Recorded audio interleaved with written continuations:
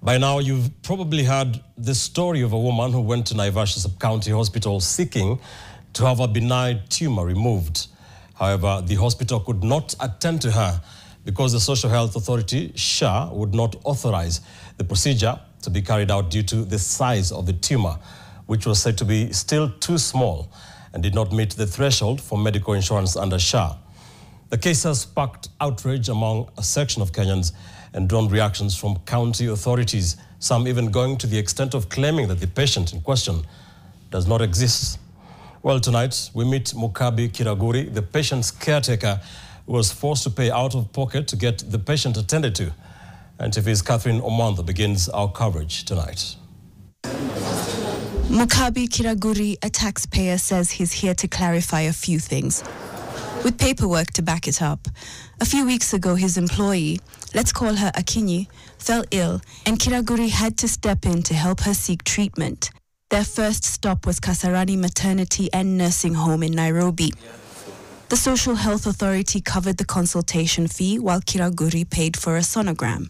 The result revealed a benign tumor in Akinyi's abdomen and fibroids in her uterus. I decided to go to level 5 in Naivasha and seek some more specialized advice on the same. So level 5 decided they don't need to do away with the fibroids.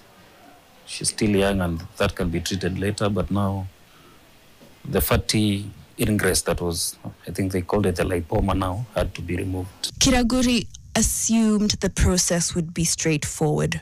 Removal of a benign tumor through a minor surgical procedure costing 33,600 shillings. However, officials at Naivasha Level 5 Hospital said the tumor was, for lack of a better phrase, too small for SHA to approve coverage, forcing Kiraguri to pay out of pocket. Now the officials there started looking at the sonogram report, the doctor's notes, and they were trying to place this proposed treatment plan in their, I think, in their system.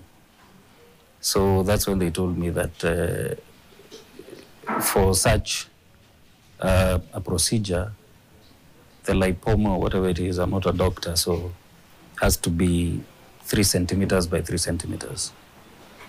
And they were telling me that the patient had 2 centimeters by 2 centimeters. So when it became apparent that I might have to foot that cost is when I was referred back to the surgeon.